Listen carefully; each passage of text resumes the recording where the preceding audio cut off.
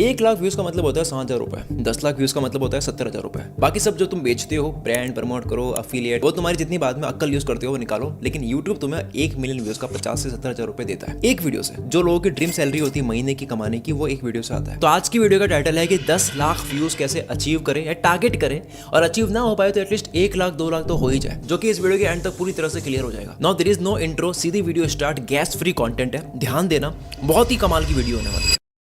अगर तुम पढ़ाई करते हो, जॉब करते हो, बिना जॉब पढ़ाई छोड़े भी यूट्यूब करके कैसे साइड में एक इनकम स्टार्ट कर सकते हो जो आगे जाकर के तुम्हें लाखों की कमाई भी दे सकता है। लेकिन तुम्हें बस एक बार ये ध्यान देना है कि मान लो तुमने दिमाग लगाया, 7 दिन लगाए, 10 दिन लगाए, स्क्रिप्ट बहुत शानदार लिखी, एडिटिंग कर दी, थंबनेल कर दिया, और फिर जब तुम वीडियो अपलोड करते हो 24 घंटे के बाद, 48 घंटे के बाद में उसके ऊपर 200-300 व्यूज होते हैं। कभी हार्डली कोई वीडियो जाएगी जो 2,000-3,000 जाती है और रुक जाती है। कभी इक्का दुक्का वीडियो वायरल हो भी गई तो बार बार होती नहीं है। और दूसरी तरफ एक क्रिएटर होता है जो कि सिंपल वीडियो अपलोड करता है और 1 लाख, 2 लाख, 3 लाख, 5 लाख, 10 लाख व्यूज लेकर जाता है। तो सवाल यहाँ पर ये खड़ा होता है कि क्या उसने तुमसे 100 गुना अच्छा थंबनेल बनाया?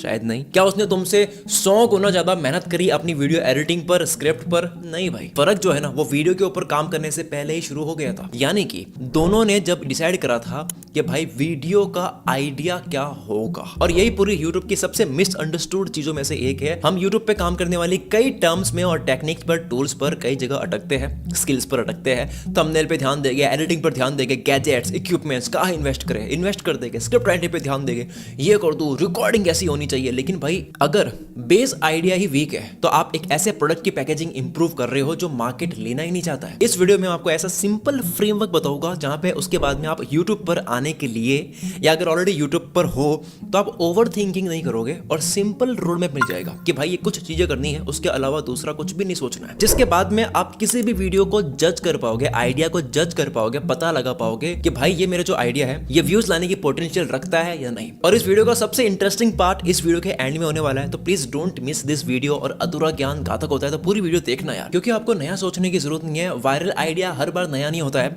वो बस पुराने आइडिया को फिर से एक नया एंगल के साथ में लॉन्च करता है।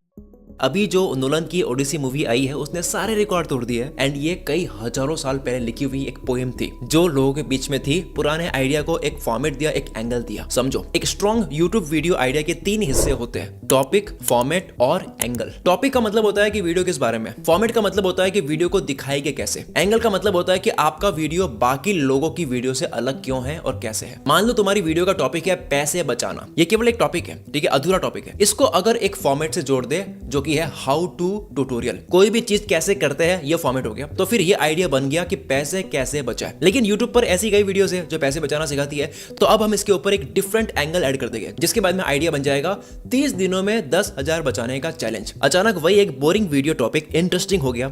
टॉपिक वही है, इन्फॉर्मेशन लगभग वही है, लेकिन प्रेजेंटेशन थोड़ी सी बदल गई। और यही ज्यादातर क्रिएटर्स गलती करते हैं। वो पूछता है कि मैं वीडियो टॉपिक किस पे बनाऊं, वीडियो टॉपिक क्या होना चाहिए, लेकिन कोई ये नहीं पूछता कि टॉपिक को ऐसा कैसे बनाऊं कि व्यूअर उसे इग्नोर कभी कर ही ना सके। लेकिन प्रॉब्लम अभी भी पूरी सॉल्व नहीं हुई है, क्योंकि हर इंटरेस्टिंग लगने वाला idea actually high potential topic नहीं होता। इसलिए सबसे पहला स्टेप इस वीडियो का है, टॉपिक को पहले मार्केट से वैलिडेट करो। अब मान लो कि तुम्हारे दिमाग में कोई आइडिया है, सुबह 4 बजे उठने के फायदे बताना चाहते हो उसमें, लेकिन अब तुरंत स्क्रिप्ट लिखने मत बैठो। पहले वीडियो पर सर्च कर लो, पहले देख लो कि इस टॉपिक पर ऑलरेडी कितनी वीडियोस चल चुकी है। अब यहाँ पर भी बहुत लोग लाखों व्यूज वाली कई वीडियोस देखकर खुश हो जाते हैं कि भाई इस टॉपिक पर व्यूज तो आ रहे हैं, लेकिन अगर तुम किसी 20 मिलियन सब्सक्राइबर्स वाले क्रिएटर की उस टॉपिक पर वीडियो देखोगे तो ऑफकोर्स उसके 2 मिलियन या 5 मिलियन व्यूज तो हो गई। तो इसका मतलब ये नहीं कि वीडियो का आइडिया पावरफुल था, टॉपिक पावरफुल था। हो सकता है कि क्रिएटर खुद पावरफुल था, उस क्रिएटर की वजह से वीडियो चल रही थी। तो बड़े क्रिएटर्स के पास में ये एडवांटेज है कि भाई लोग जानते हैं इसलिए उनकी वीडियोस देखते हैं, और आप उस टॉपिक पर वीडियो बनाते हो, आपकी वीडियो चलती नहीं है क्योंकि वो यूजफुल सिग्नल नहीं था। तो यूजफुल सिग्नल क्या होता है? वो होता है एक आउटलायर वीडियो। आउटलायर मतलब एक ऐसी वीडियो जिसने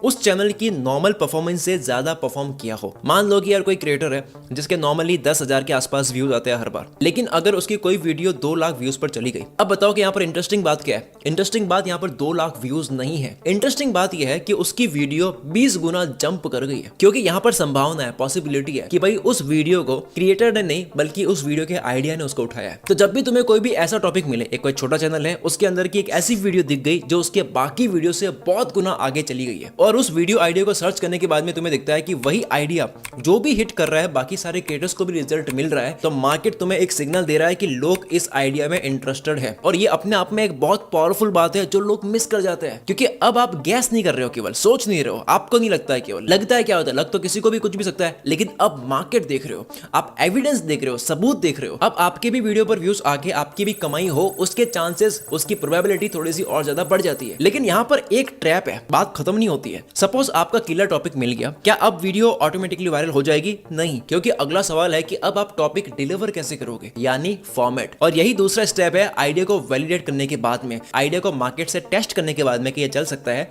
अब दूसरा स्टेप है कि उसी वीडियो टॉपिक को तुम किस अलग फॉर्मेट में बना सकते हो। मान लो तुम्हारा टॉपिक है प्रोडक्टिविटी, आप वीडियो बनाते हो 5 प्रोडक्टिविटी टिप्स, तो ये एक ट्यूटोरियल है। या फिर तुम वीडियो बनाते हो कि मैंने 7 दिन दुनिया के सबसे प्रोडक्टिव लोगों की रूटीन फॉलो की, तो ये एक चैलेंज का फॉर्मेट है। या तुम वीडियो बनाते हो कि मैंने 10 सक्सेसफुल एंटरप्रेन्योर से पूछा कि वो अपना दिन कैसे प्लान करते हैं, तो ये इंटरव्यू का फॉर्मेट है। या क्या सुबह 5 बजे उठना सच में आपको कामयाब बना सकता है, ये एक ब्रेकडाउन का फॉर्मेट है। टॉपिक एक ही है, लेकिन हर फॉर्मेट व्यूअर से अलग अलग साइकोलॉजिकल प्रॉमिस करता है। ट्यूटोरियल कहता है कि भाई मैं तुम्हें सिखाऊंगा, चैलेंज वाला फॉर्मेट कहता है कि देखो आखिर में क्या होगा, ब्रेकडाउन का फॉर्मेट कहता है कि इस सवाल का जवाब तुम्हें शायद पता नहीं था, इंटरव्यू का फॉर्मेट कहता है कि मैं तुम्हें ऐसी इंफॉर्मेशन दूंगा जो सीधे ही एक्सपर्ट से निकल के आ रही है। यानी फॉर्मेट सिर्फ वीडियो की स्टाइल नहीं होती है, फॉर्मेट एक्चुअली ये तय करता है कि व्यूअर क्लिक क्यों करेगा तुम्हारी वीडियो पर, तुम्हारे थंबनेल पर। लेकिन अब सबसे इंपॉर्टेंट हिस्सा आता है, क्योंकि मान लो कि आपका टॉपिक चूज हो गया, उसके ऊपर सही फॉर्मेट भी चूज कर दिया है, फिर भी तुम्हारी वीडियो बाकी लोगों जैसे 100 वीडियोस जैसी दिखाई दे रही है, तो व्यूअर सिर्फ तुम्हारे ही वीडियो पर क्लिक करके तुम्हें ही 20 मिनट, 15 मिनट, 10 मिनट क्यों देगा? और इसका जवाब है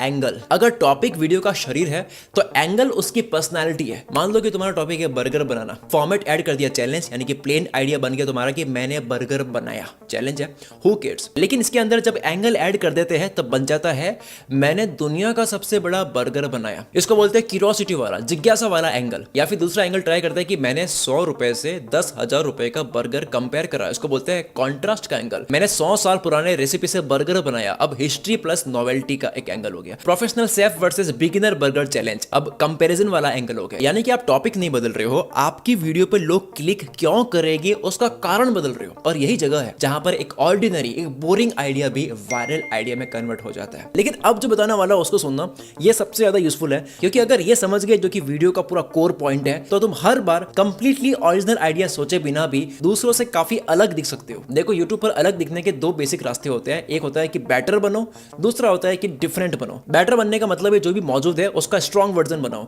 उनसे अच्छी रिसर्च करो, स्टोरी टेलिंग उनसे अच्छी होनी चाहिए, एक्सपेरिमेंट उनसे अच्छे होने चाहिए, विजुअल्स, एडिटिंग, जो भी काम कर रहे हो, बोलने का तरीका, बेटर एग्जीक्यूशन। लेकिन इसमें प्रॉब्लम यह है कि हर बार सिग्निफिकेंटली बेटर बनना एक्सपेंसिव और डिफिकल्ट हो जाता है और काफी बर्नआउट हो जाता है। आप हर वीडियो में मिस्टर बीस्ट की तरह ट्रेन खरीद कर खाई में गिरा नहीं सकते। आप किसी भी क्रिएटर, किसी की रिसर्च बहुत अच्छी है, किसी की एडिटिंग बहुत अच्छी है, किसी का बोलने का तरीका ही बहुत अलग है, आप उनसे कॉम्पीट करने जाओगे तो आपकी बहुत एनर्जी बंद होगी। तो तुम सोचो कि तुम कितने ही फास्ट हो लोगे, कितने स्ट्रांग हो लोगे, कितने ही तेज हो जाओगे, कितना ही इंटेलिजेंट तुम हो सकते हो, उसकी एक लिमिट है, पर तुम कितना स्मार्ट हो सकते हो उसकी कोई लिमिट नहीं है। इसलिए दूसरा रास्ता जो है वो ज्यादा पावरफुल है, जो कि डिफरेंट बनो विद स्मार्टनेस।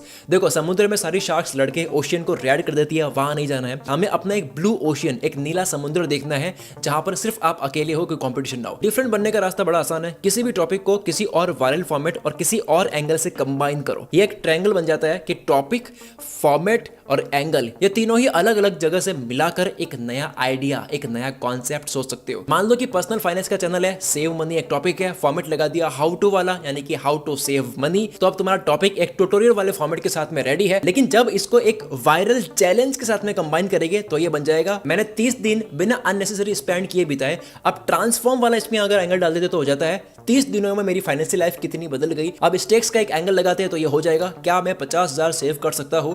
देखो हुआ क्या है कि एक बोरिंग एजुकेशनल टॉपिक जो था, पैसे बचाना बड़ा बोरिंग टॉपिक है, बट अब ये एक एंगेजिंग स्टोरी बन गई है। अगर किसी का बुक समरी का चैनल है तो उसका आइडिया एटॉमिक हैबिट समरी होने की बजाय वो ये कर सकता है कि मैंने एटॉमिक हैबिट्स के 5 रूल 30 दिन में फॉलो किए, या हो सकता है कि एटॉमिक हैबिट्स की कौन सी वो एडवाइस जो रियल लाइफ में भी काम करती है, या हो सकता है कि 500 रुपए की इस किताब ने मुझे 50,000 रुपए की गलती से कैसे बचाया। सेम किताब है, सेम कैटेगरी है, लेकिन एंगल बदल दिया और क्यूरियोसिटी बढ़ गई। कई लोगों ने एटॉमिक हैबिट पे वीडियो बने, टॉपिक बड़ा प्रूवन है कि भाई चलता है, लेकिन एक फॉर्मेट और एंगल देने से आप डिफरेंट हो जाते हो। और फॉर्मेट और एंगल जो है ना, ये भी हमें मार्केट में जो चल रहे हैं वहीं से लेना है। काफी क्रिएटर्स ये बात समझने से मिस कर देते हैं कि भाई जितने भी बेस्ट क्रिएटर्स या फिर वीडियोस ले रहे होते हैं और या फिर तुम्हारे जो कॉम्पिटिटर्स है जो अच्छा कर रहे हैं, वो केवल वीडियो के टॉपिक की रिसर्च नहीं करते हैं, वो अटेंशन कहाँ जाता है उस एंगल की भी रिसर्च करते हैं और फॉर्मेट की भी रिसर्च करते हैं और तीनों को मिला करके एक प्रॉपर वीडियो बनाते हैं। देखो फॉर्मेट और एंगल तुम मैन्युअली भी ले सकते हो, लेकिन चैट जीपीटी से भी पूछ सकते हो कि यार इस पे कौन सा एंगल या फिर एक फॉर्मेट लगेगा। वैसे तो टॉपिक, फॉर्मेट्स और एंगल ये कितने हो सकते हैं उसकी कोई लिमिट नहीं है, लेकिन फिर भी कुछ एंगल्स की बात करते हैं। जैसे कि एक एंगल है एक्सट्रीम का। कोई भी चीज होती है सबसे बड़ा दिखाओ, बिगेस्ट बर्गर,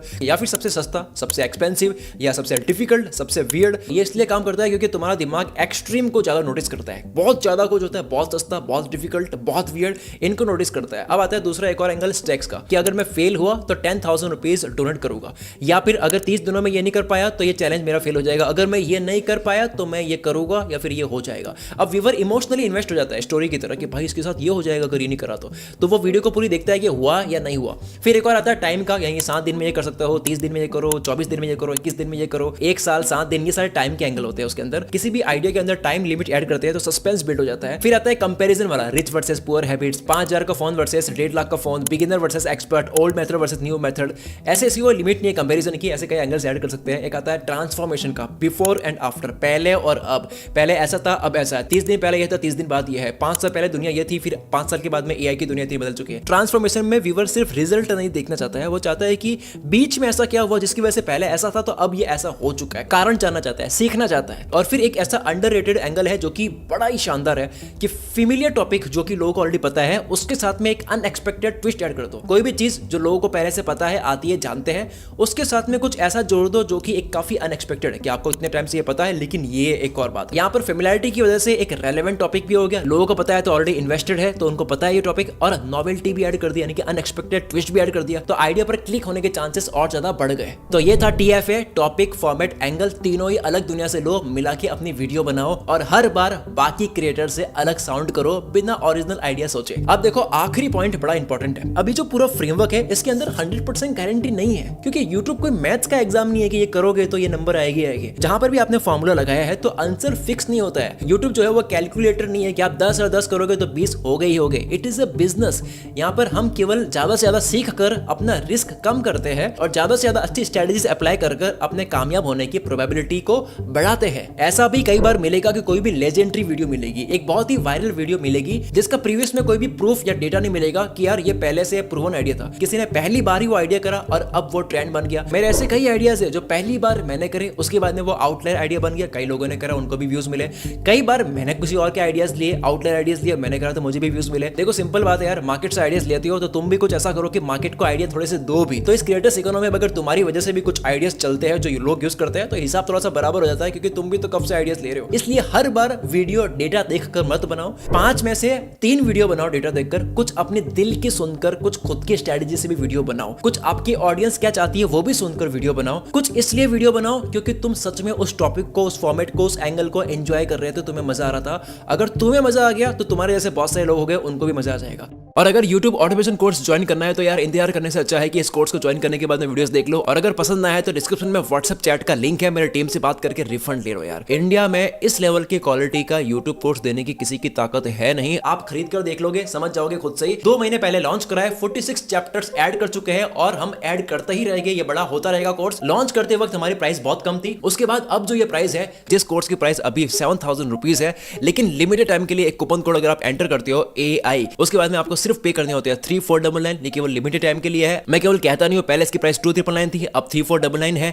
आने वाले टाइम में इसकी प्राइस हम इंक्रीज ही करने वाले हैं, बिकॉज हम कोर्स के अंदर वैल्यू और ऐड करते ही जा रहे हैं, क्योंकि तुम्हारे सारे फेवरेट क्रिएटर्स जो भी है, वो जो भी बेच रहे हैं, उन सारे कोर्स को टोटल कंबाइन भी कर लोगे तो वो पूरी वैल्यू इस कोर्स के अंदर हम दे रहे हैं। आप सर एक बार कोर्स के अंदर आओ, देखो और रिफंड ले लो अगर मजा नहीं आ रहा है। कोर्स का एक्सेस आपको जिंदगी भर के लिए मिलता है, कभी भी देख सकते हो, अभी खरीद लो, बाद में देख लो, OTP से लॉगिन करके आप मोबाइल, लैपटॉप कहीं से भी देख सकते हो। ओके, जिन्होंने इस कोर्स को ऑलरेडी ले लिया है, आप लॉगिन करके फिर से देख सकते हो। अब तक 50 वीडियोस आ चुकी है और आगे और आती रहेगी। और जिन्होंने कोर्स में एनरोल नहीं करा तो बता दो यार, कब तक लाइफ में ये बोलते रहोगे कि यार मुझे भी कुछ करना है भाई, तो करना। मिलते हैं अगली वीडियो में। Wish you all the very best. मैं शकील कुल मित्र से आपके सपनों को सपोर्ट करता हूं।